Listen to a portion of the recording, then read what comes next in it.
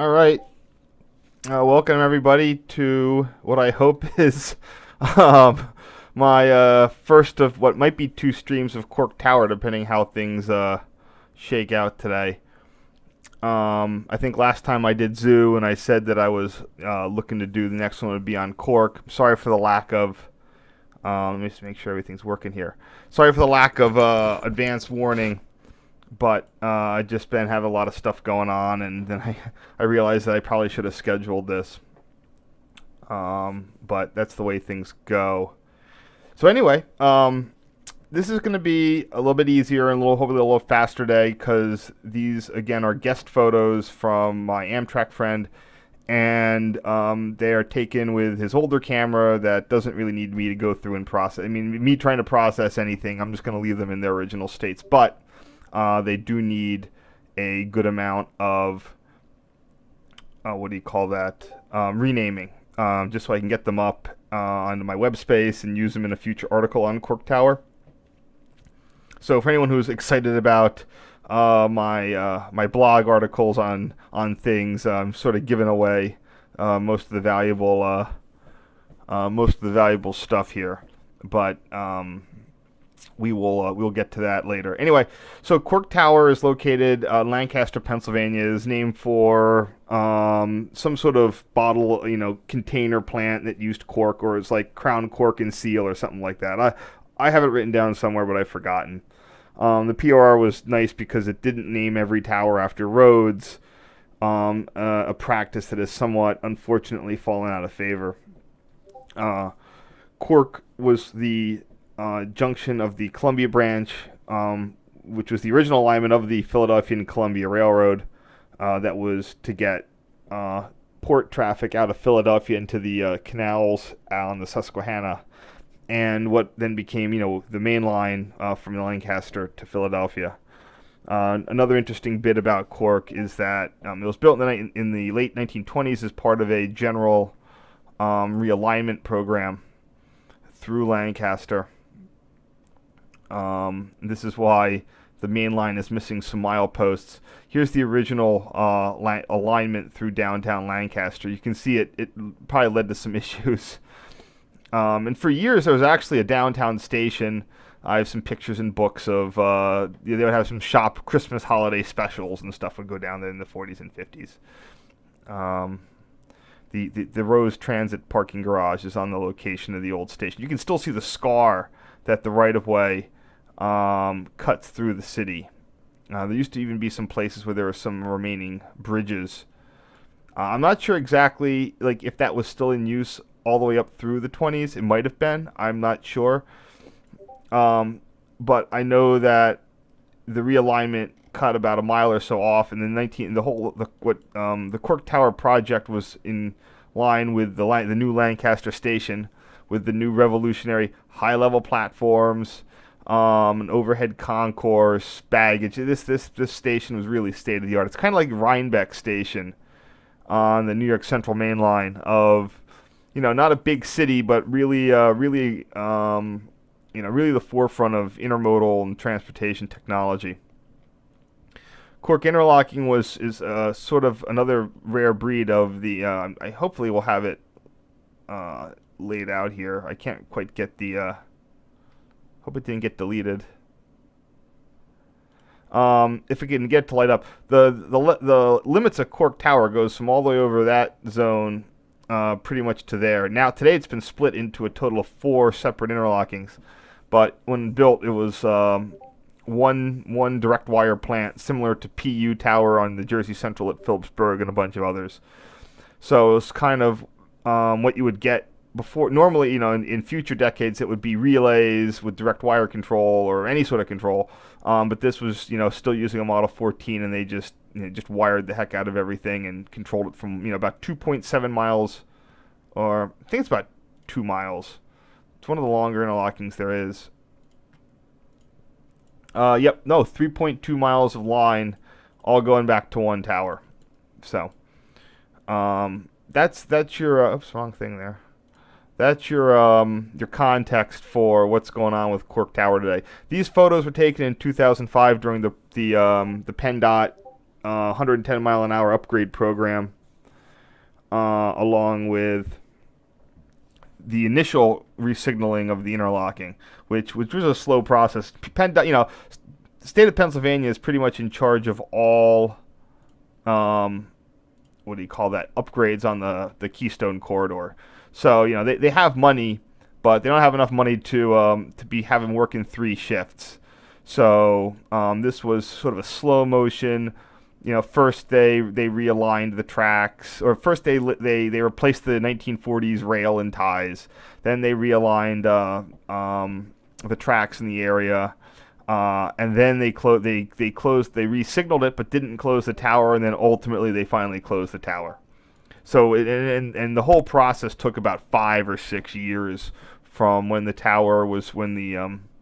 track works first started to be finished to when the final, the tower was actually closed and control was transferred. I think that happened sometime around 2010 in that time period. So, what are we doing here? Okay. Despite its 3-mile linear distance on the main line, and also quite a bit of previous. One second here.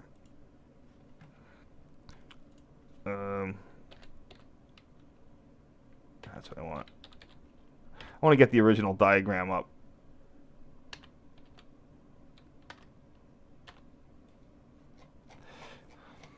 Just so I have it handy.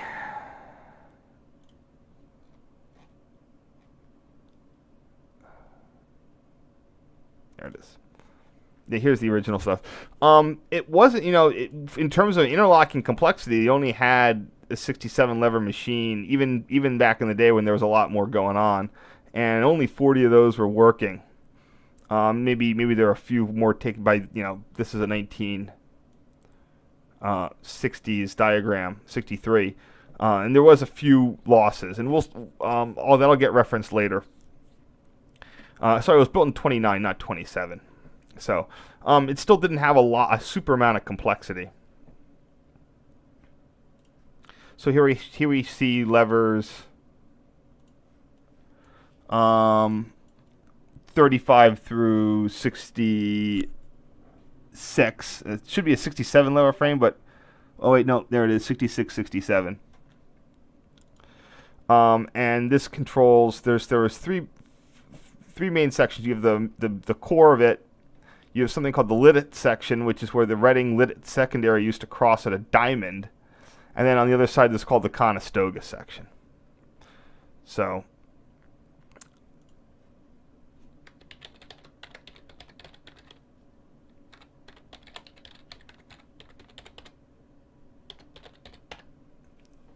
this is, of course, a later model from Model 14 with the integrated zoned timers. Trying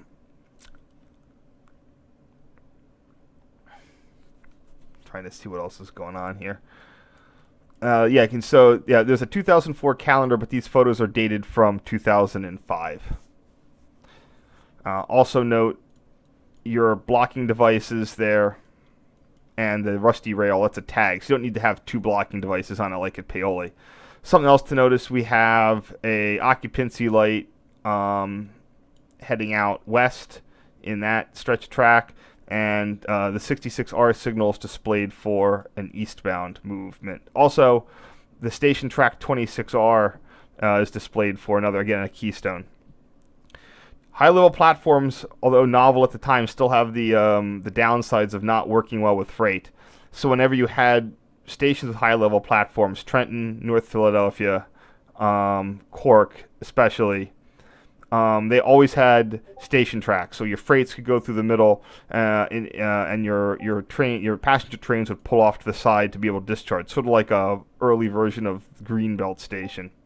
So in the original layout of CORK, all trains making stops come in on an approach medium, diverge onto the station track, and then come back out. And that's true in both directions. This was later changed, and I'll describe how it was changed. Here we have just another view of the interlocking from levers 24 to, I might have to count this one, 24 to 45, 6, 7, 8, 9, 10, 50, 1, 2, 3, 4, 5. 24 to 50, I'll say 55. There's a spare space in there, but I'm not going to bother with it.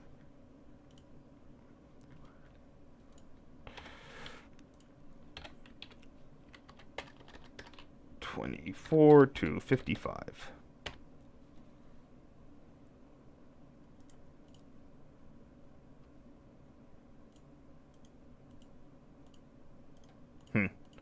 Okay, whatever. Oops. And then we have the far side. This gives us a little bit more of the Conestoga section. So up until 1948, it was 4 tracks all the way from Philadelphia to this. There's a 2-track bridge they just didn't have the money to deal with. Later, when freight traffic was diverted to the A&S, they just took out this sort of 4-track to 2-track consolidation and put in one additional little crossover, trailing point crossover. That in theory allows a trade platforming at the eastbound platform, allows for an eastbound train to platform at the westbound platform and get back to where it's going. Because otherwise it only has this other trailing point, the number 9 switch. Another interesting feature is that the one of the 3 grade crossings out here, the famous ones at Irishtown, the status of the crossing gates are actually displayed on the model board. So you have a little thing saying the Irishtown gates are up or down. You have interlocking, you have low air pressure. So you said this Conestoga section had its own low air pressure alarms. This out to the New Holland was a hand throw with a lock, but the lock was levered. There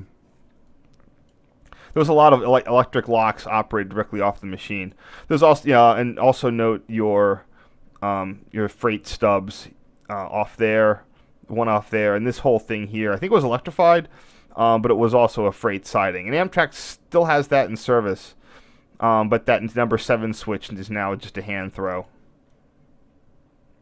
So the core of the interlocking is ultimately this crossover, and these 2 tracks head out down the Columbia branch. They're marked as non-electric now. So some freight trains would take that, and probably, in fact, a lot of them. The grade was probably a lot lower.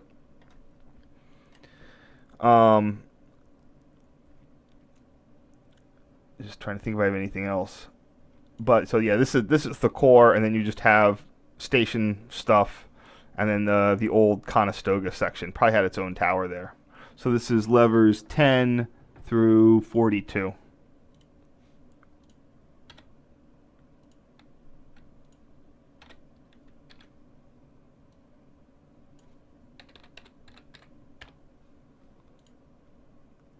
And just here you have another group thing of the model board. Note there's a route signal. There's an eastbound train, a westbound train approaching. Also, you can see you have alertness.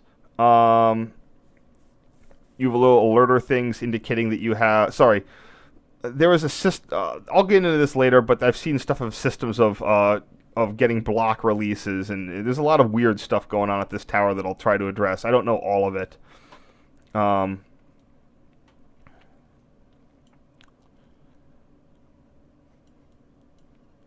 But that indicates that that the trains are able to go one to the east. So anyway, there is an inbound train here approaching the 10R, and he's going to go diverge over the 15, and then the 26R is already displayed, and out they go. So what do we have here? The 10R displayed and the 26R displayed.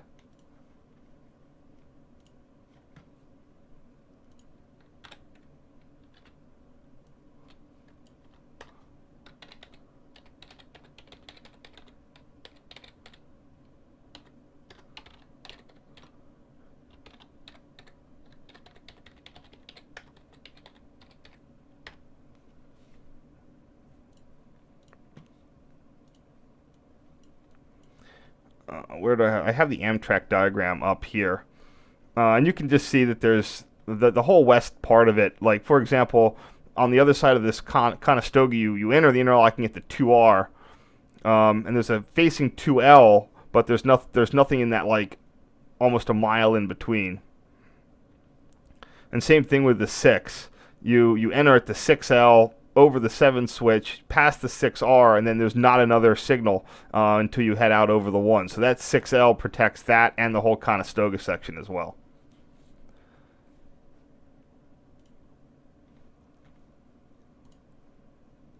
And here we have something else with the 66R. Same again, other side of the model board with the 66R and the 26R displayed. I think that track occupancy light, oh, I'm sorry. The 66R display isn't displayed for an eastbound. It's displayed for a westbound. That's the 66L is what would be displayed for an eastbound. So you're right. What you're seeing here is track work is ongoing here to lift the track and replace it.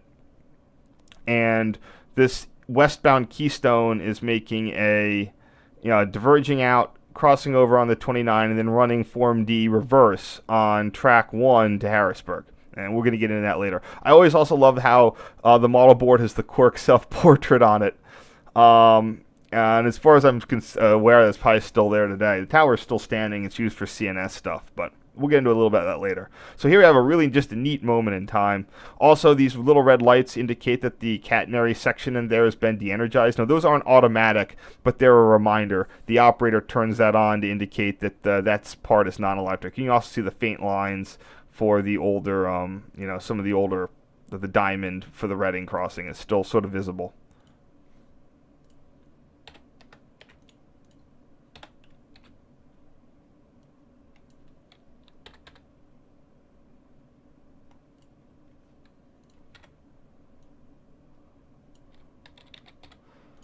So yeah, like I said, this is just really neat of a moment in time capturing a reverse crossover move. And in fact, so that we're expecting that 29 switch to be reverse. If we go back to this 24 through 55, yeah, there's your 29 switch. I'm pretty sure that should be in the reverse position. So we have 27 reverse, 27 is reverse, 25 reverse. Those are pretty typically left reverse.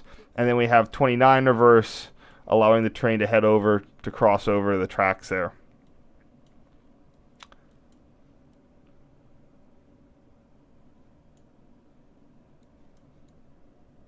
There's your 26 to the right. 30L is displayed, but I'm not sure where that is. Or if it even matters anymore. There's a 32R. Yeah, I don't know where a 30L is.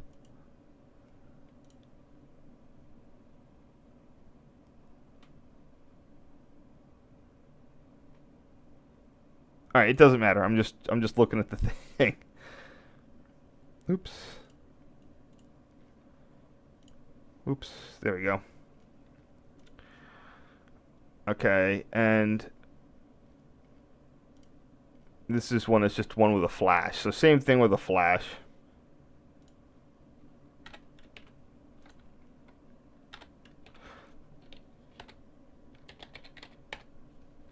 Can't really see what the track occupancy lights are doing. So and this one's just blown out. But I'm not canceling anything here.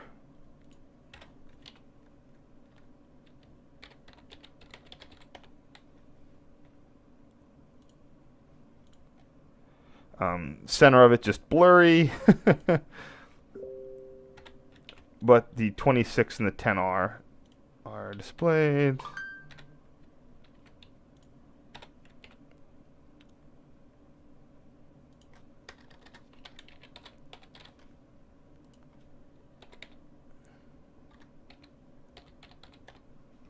Yeah, I'm not doing any editing to any of these, just because I don't think it's really that necessary.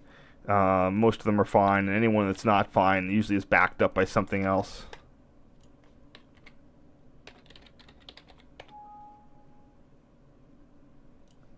Oops.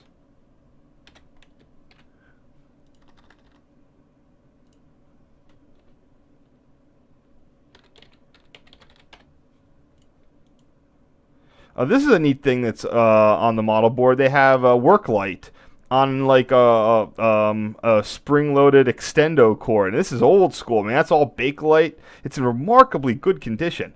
You'd think that would have just been beat to heck, but nah, that's a really neat little feature there. That's preserved very well.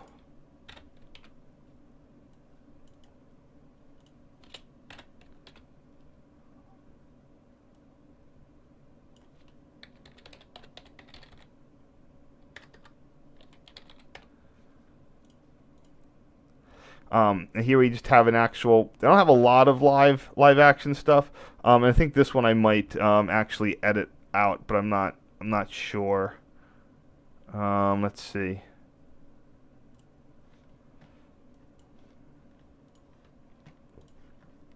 All the inside stuff, like I said, it's worthwhile to keep it at full resolution. The outside stuff a little less so.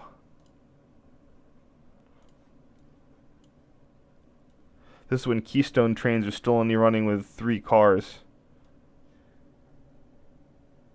Sometimes 5 on weekends, and now they all run with 5. There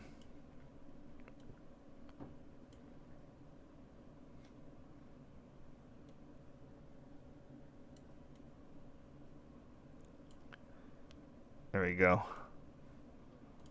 What number is that? That's...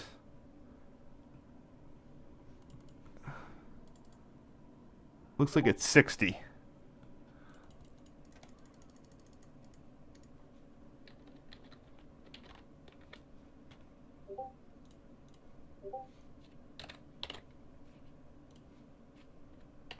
The question is, I don't need to really...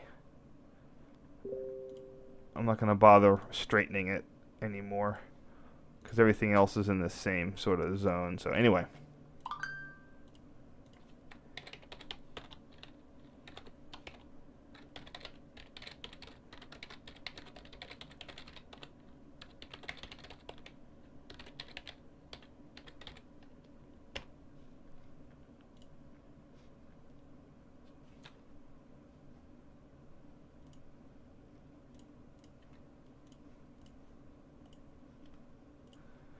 See if I have any questions here. Oh, damn it. Sorry, 1 second.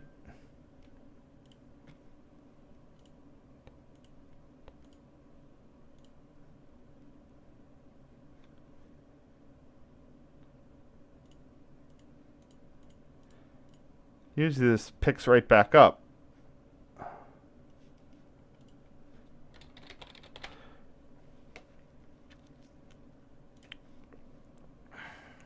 And it's screwed up.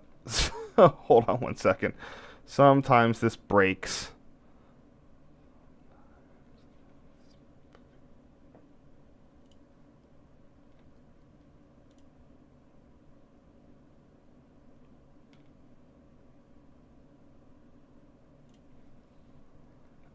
There we go.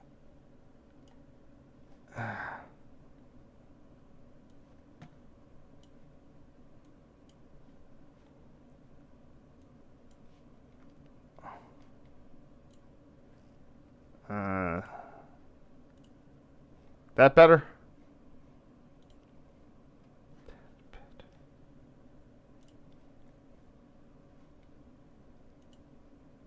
There it goes.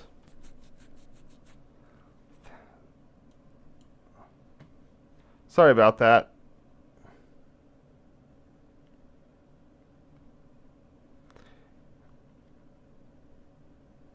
Anyway, I hope you didn't miss too much. I'll go back to the renaming.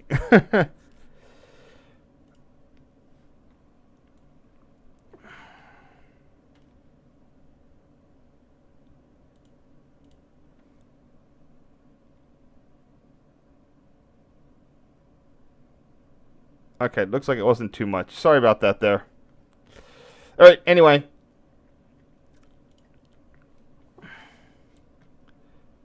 Where am I? Okay, that guy. Oh, here's the cool... I'm not sure I've mentioned this before, but this is... I call this is the single most important photo I have. Probably in any of my collections. And this is simply because it documents not only a very rare piece of railroad technology, but something that even though it's rare, I mean, there's still two in service that I know about, maybe three. But this is actually showing it in use, which is something else. This is a panel blocking device. This was a labor-saving device for interlockings that would provide blanket blocking protection for certain movements, either against the flow of traffic or to protect movements against the flow of traffic. So normally, if you tried to display a signal into reverse territory, like the 66R, there's a variety of things that you could block that signal, but if over the course of your day to like do equivalent block, managing blocking devices can be sort of annoying, because you might need to have you might have a route set up with blocking devices. You might need to change the route. Therefore, you have to change which blocking devices. You have to set up an equivalent block, and you have to note it down in your diagrams. And a lot of times the operators don't even bother doing this anymore. But it was big back in the day because blocking devices were important for not getting people run over or for whatever. Protecting wrong direction movements, etc. The panel blocker here, show it up. Zoom it in. The panel blocker provided blanket blocking protection regardless of route, so you could block solely from this box, not have to worry about anything on the actual Model 14. So there is blocking provided on the Columbia branch, again, Rule 251, going towards Philly and going towards Harrisburg. This is out of service. And to protect against, to send a train to reverse direction, you flip this little half moon thing 180 degrees. So it starts off looking black, and if you want to send a train reverse, you just activate this. You give it a twist until it says movement westward, MOV''T westward. Now, if a track is blocked because of track work or an incoming reverse direction move, you'd flip it. This dispatch would tell you to apply it. You would go and you'd turn that thing, and it says hold westward. In this case, we have whatever that Keystone train you just saw with Amtrak train engine 60 on it. That movement that I was showing on the board previously. There's track work going on. Track 2's out of service. So that hold westward block supplied, and they got to move him west on the eastbound track. So this is in the movement westward position. So like I said, this is I guess you could fake this for a picture, but this is a legitimate photo of a panel blocking device doing its job back in 2005, which I just think is I didn't take this picture, but one of my friends did, and they got the picture of the right thing. So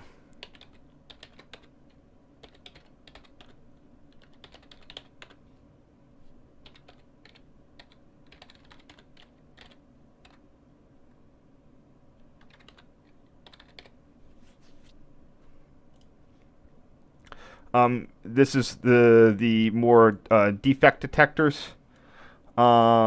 These are hot box detectors on number 1 and 4 track between here and Park.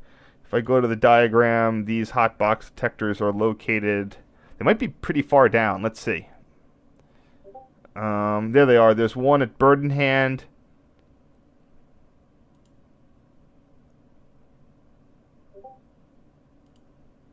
I guess the other one would be at CORK. Would be the other side of it, probably. Yeah, so they have the defect detectors approaching the tower so the tower can get them stopped. It may or may not be interlocked, but at least it would allow the operator to get the train stopped in time after the alarm goes. So there's one of them's at this milepost 73.6. The other one's here at Burdenhand at milepost a little past 61.5. So here we have the detector readout. Each of the small things are usually an axle. The big ones indicate the results of the dragging detector. Both rails sort of thermo paper. Really neat little thing. I described these before.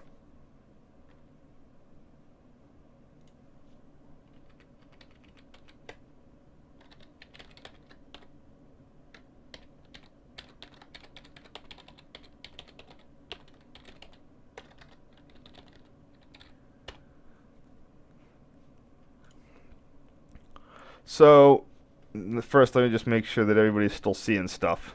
Okay, great. This here is this is sort of an auxiliary control box.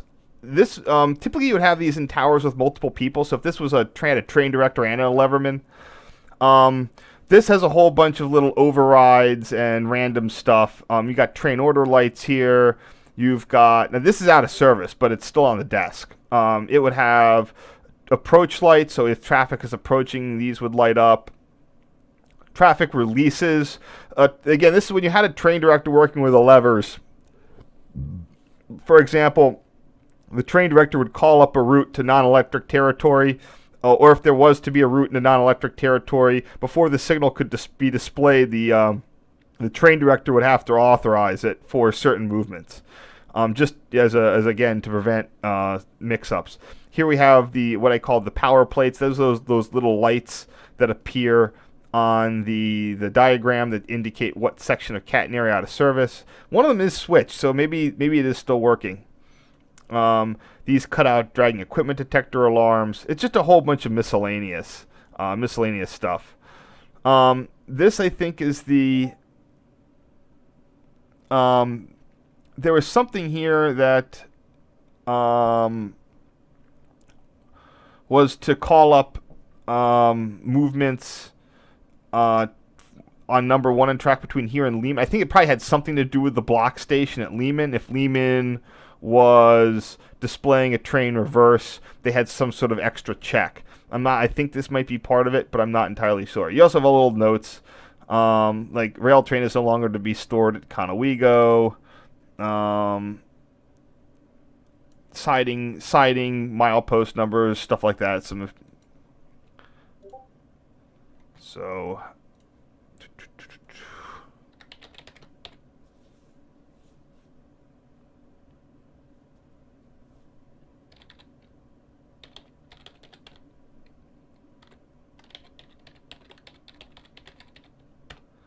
and there's your panel blocking devices sort of there in the center of things.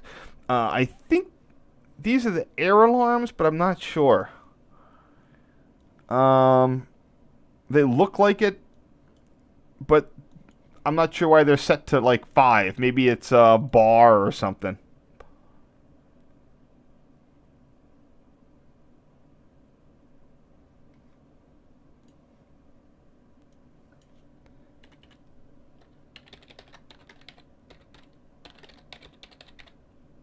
I'm just going to arbitrarily say that they're air. Here's your old telephone patch box. Again, I don't know. These have been long out of service. I never knew how these were operated back in the day. I mean, I'm sure it's some sort of in-house telephone concentrator, but I don't know how they would have worked it.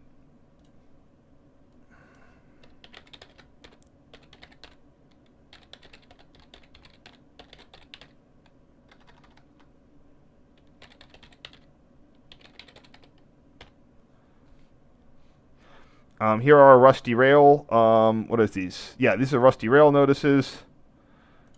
That one's dated 2004. Yeah, so East End 29 switch and West End 39 switch on track 2 between 29. So that's because probably the 29 switch is might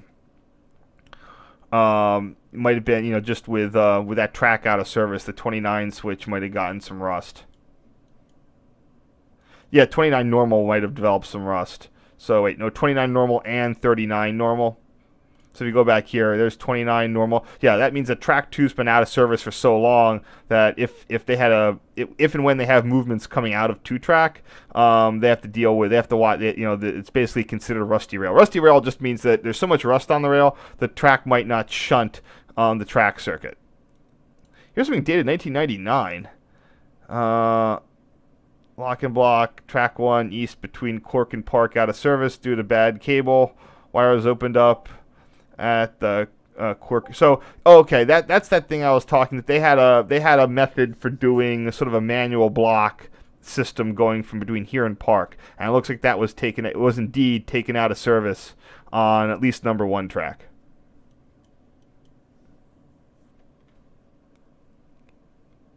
But it's kind of an optional extra, and they didn't really need it.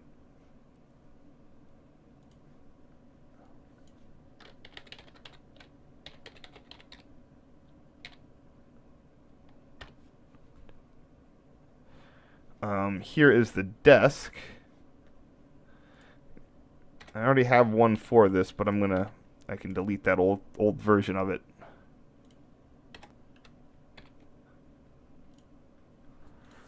This is the best actual picture I have of the inside of the place, top and behind the Model 14. Desk, blocking device, DED readout for both the dragging equipment detectors. There's your catenary sectionalization switches. We'll get to those. Lockers, etc. Here's just how looking back at the other side of the room. You got train order hoops, the model board with your 3 time release zones for that. At least 3 of. There's probably a third one, so there's probably a time release D, and the top of the interlocking. Because it's only 67 levers, it's only 2 things deep. Harrisburg and bigger. The longer it is, the more cross rows you need. So then they grow to like 4 bays deep.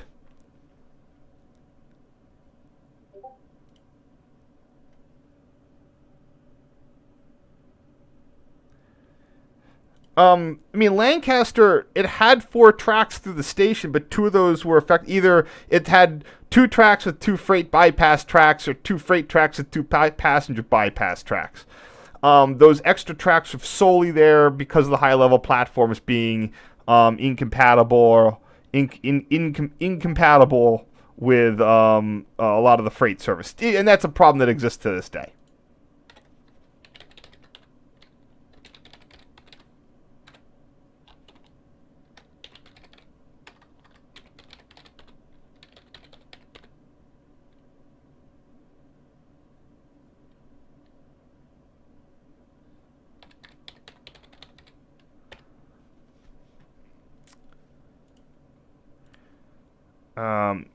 Not a great picture of the bathroom, but I'll take it. I'm sure your architectural aficionados could probably figure out what here was original. Here we have another view of the lockers, the stuff, the water cooler. Also, yeah, the stairway, the internal stairway has not been, like some other stuff has not been plated over with wallboard.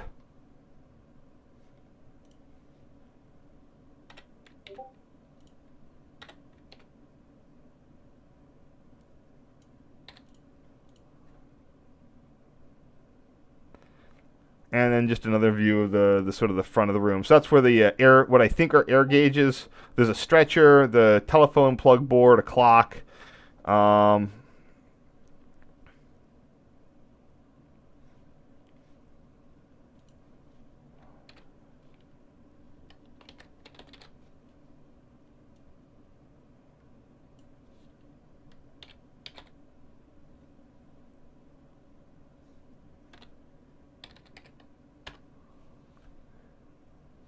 Here we have as I said before, the catenary section switches. Again, up until around 2010, there was still the traditional power dispatcher's office at Harrisburg, and while he had remote control over a lot of catenary sections in complicated places like here at Thorn, Park, and CORK, or at least Thorn and CORK, you had a local catenary sectionalization breaker. So this would operate the. I'm not sure if this operated breakers or if this operated the non-breakered the switch. Just the actual. I think this operated the actual switches, the little knife switches. So you would not want to operate these under load. How they would deload them, but maybe again, if a train's out of section, nothing's under load. So the power dispatcher tells you to shut stuff down for maintenance. if stuff is under load, then they'd have to hit trip breakers at the adjacent station substations.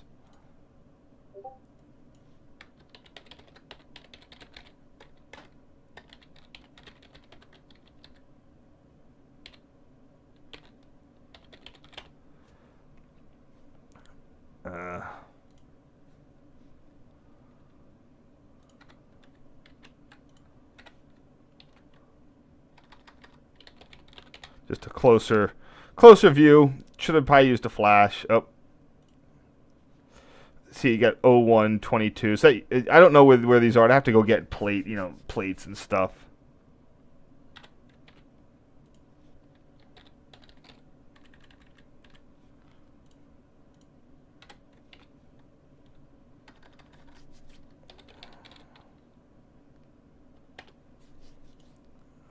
The clock.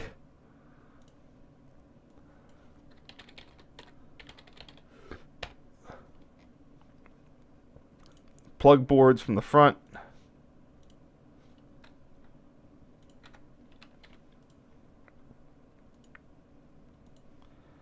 Oops. These are all going to be going up on my web space, and I'm going to be, at some point I'm going to write a full article on CORK interlocking and another one on CORK tower, probably this year.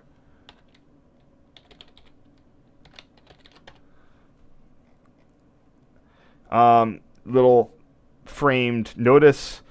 Oh yeah, this was the thing with the that block system. To the operator at CORK Tower, to make all eastward movements between CORK and Park, eastward block indication lights must be displayed for that track. Display number 1 track block indication light. You must press number 1 track request button for no less than 4 seconds. The block request button is located on the console in front of the operator. That's that thing that we showed before. To display the number for blah blah blah, must pull. Okay, so let's see here. There's the block request thing, I'm pretty sure. Whoops. That's good, bad. All right. I think that this is the block. Hold on, it's sort of getting screwed up here. Anyway, I think this is what they're talking about, but I'm not entirely certain. And you flip that up for this westward passenger thing.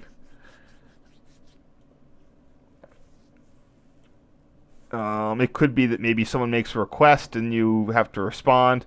I'm not sure, but I'm pretty sure that's what that is. The block request button on the console in front of the operator. So, and that's probably it. So to display number 4 track block indication light, you just pull the lever. Lever number 2 to the left. Oops.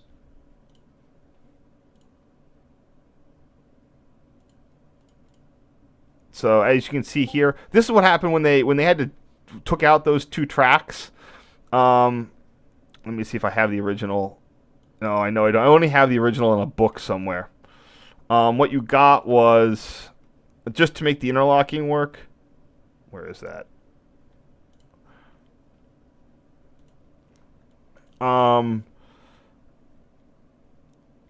This 2R 4R.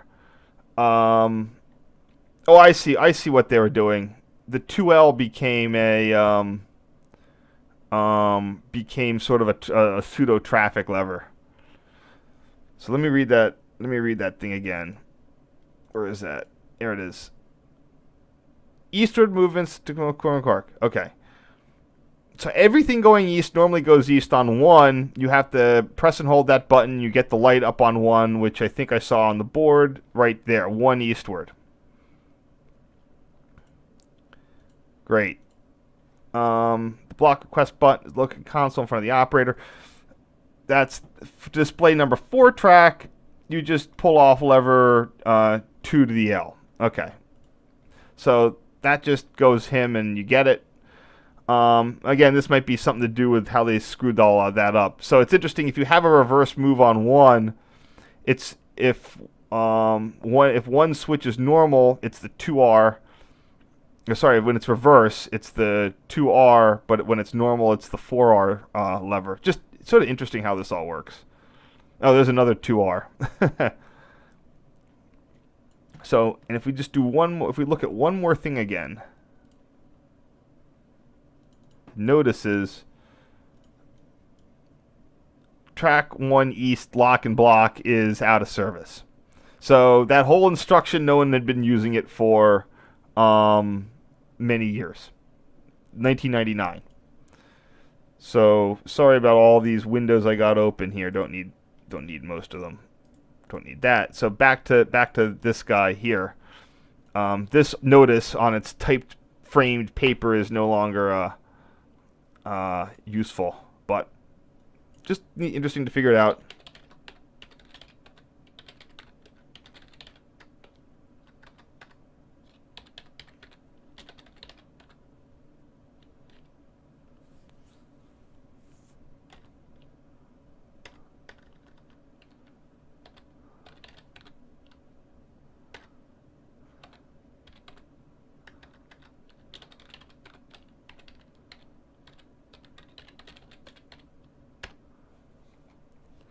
Close-up of lever 27, 28, and 29 and 30 with the rusty rail tag that they have here, so you don't, again, have to use two of the cans. The 27 switch is blocked reverse. The 27 is that one. So that basically means at some point, hold on, let me look at that Amtrak. So the tracks are still there. Oh, I guess it's blocked just because it's rusty. Where that whole number at this time, number 2 and number 1 through tracks were completely rusted over. My friend said that it was very, very, they'd get the occasional maintenance of way or ballast train. He didn't work this tower much. I think he was on the extra board at the time, but he said it was sort of once in a blue moon when you would anything run on number 2 or number 1 straight through the station.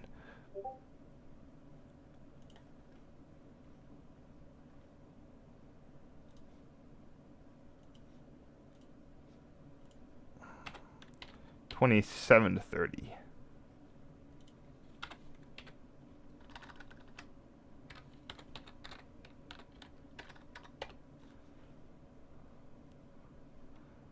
Oop.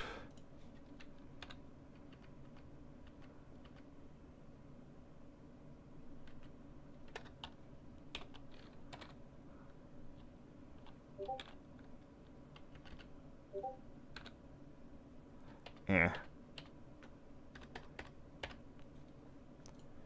Next, looks like a worse version of that other photo, but whatever.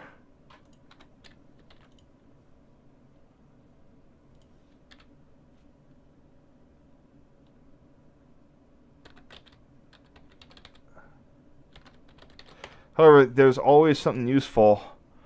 CORK interlocking. Low air alarm indicates pressure below normal cut-in pressure. Comply with instructions. Blah, blah, blah. Pressure below 20 pounds. Yeah, that's just the low air stuff. Here we have a lower version of this.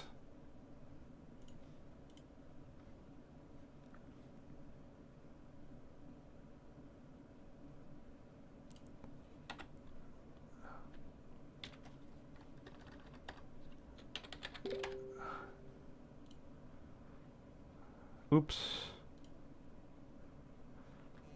And that's cool. You got the actual servo corporation stuff. And Harman Electronics. They got bought by GE and then got sort of unceremoniously dumped. Wow, really cool. So this isn't the old school stuff like we saw over at Paoli or Thorn. This is like a middle old school stuff from like the 70s. Still pretty neat. Servo's still around. They exist, specializing in the same thing they've always done with IR and whatnot.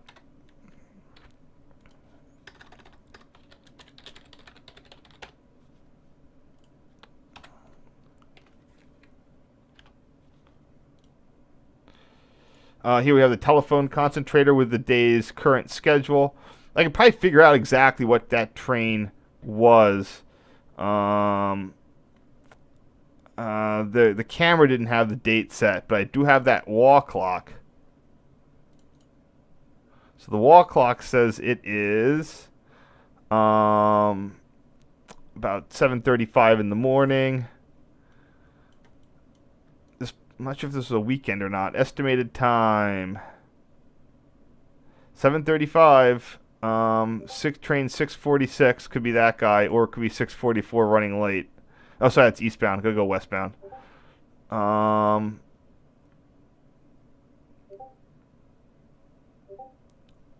a ton of stuff here.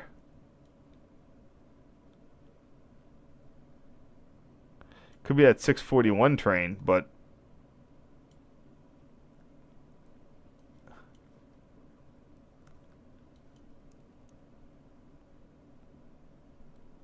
yeah, not sure what train that was. The 650, probably the 655. Leaving at 7:04. That would give him enough time to be still taking pictures. Anyway, it's just your little telephone concentrator here. You got lines to dispatcher, SNS West, SNS East. Might be the block line. State, Park, and Thorn. That's because Park's part-time. If you try to call it and Park wasn't open, it would go straight through to Thorn. I do not see anything mentioning Lehman, although it was sort of there.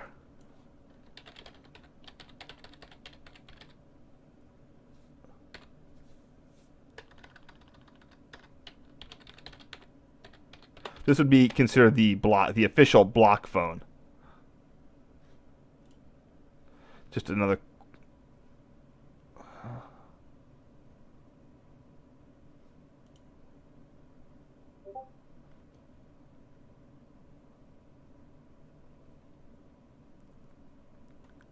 What the heck? I just lost that photo. Oh, there it is.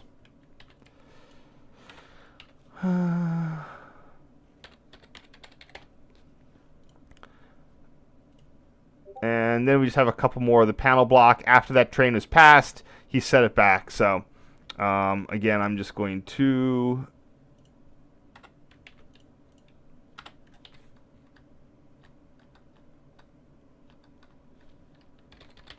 track 2.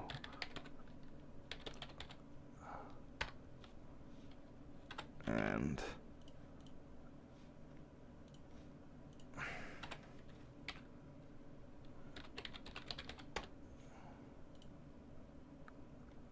oops. Oh, what the, wait. What?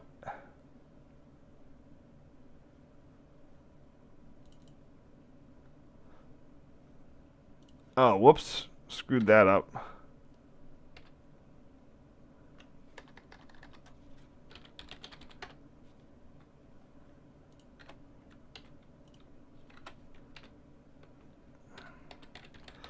Anyway, there we go. We got it all back together. Sorry about that. Let's see if we have any questions going on here. No, so I'll pull this up on the model board for you, Jessica.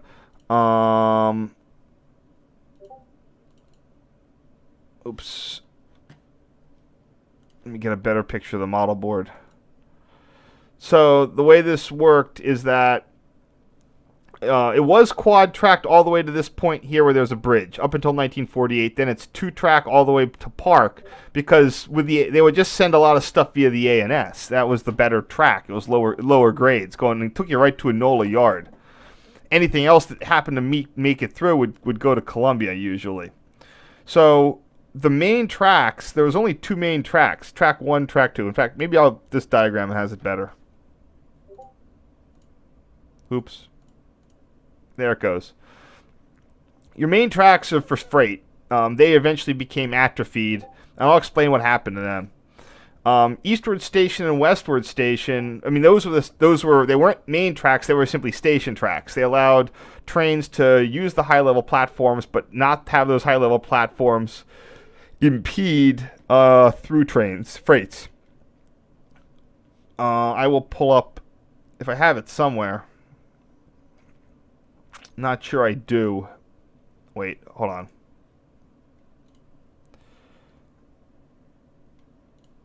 Here at North Philadelphia is the same thing. There's 4 tracks, but you have 2 additional station tracks that they can keep the freights clear of. Westward Station, and even though there's also number 1 and number 4 hitting those platforms. They still have 3 and 2 that have no encumbrance for rocking cars or wide cars or whatever.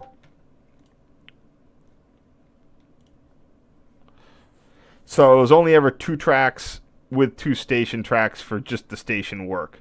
Now, what they eventually did right after this was that these 2 station tracks were removed. So this was cut and removed. This one was from the 15 switch over to this 25 was also cut and removed. Then they put track bridges in that allowed passengers to board directly from the platform to number 2 and number 1. And finally, what they did is they just moved number 1 track over to the platform and number 2 track over to the platform. All that was done while CORK Tower was still in service. And I even pulled up photos from that I had earlier. So here we have tracks 2 and track 1, the main tracks, concrete tied, rebuilt, and passengers come out on those track bridges to access the Keystone trains. This was taken in November of 2005. So between May and November is when they did all the cutting see, there's the cut station track there, and you're starting to see the electric switches go in, and they're simplifying the plant in these photos that I took. If you go back to my live stream archive, I'm pretty sure that I cover this CORK interlocking in a previous live stream. So you can go watch everything I talk about CORK interlocking at that time. Here's where they're building what used to be sort of an extra track there. They're making this into an official freight bypass. So freights can stay on signaled track, and they can completely bypass the what track 1 and track 2 will do. And what track 2 and track 1 will do is, like I said, they physically moved those tracks. They just dragged them over. Rail is surprisingly flexible for that purpose, and that's how it exists today. The tracks have been realigned. The station tracks are long gone, and you have a freight bypass track that connects the two. And I'm going to get into that next time. I'm going to let it's sort of getting to the end of it. I've been talking for an hour. I have a second set of photos, but I'm sure I can fill the time from 2010 when the tower was still open. So I guess the tower was still open through 2010, right before it closed. So those you guys should be able to find that pretty interesting. Any other questions? I mean, thank you so much for showing up. Sorry for the screwing up the picture for that period of time. That's it. All right, I'm gonna cut out early today.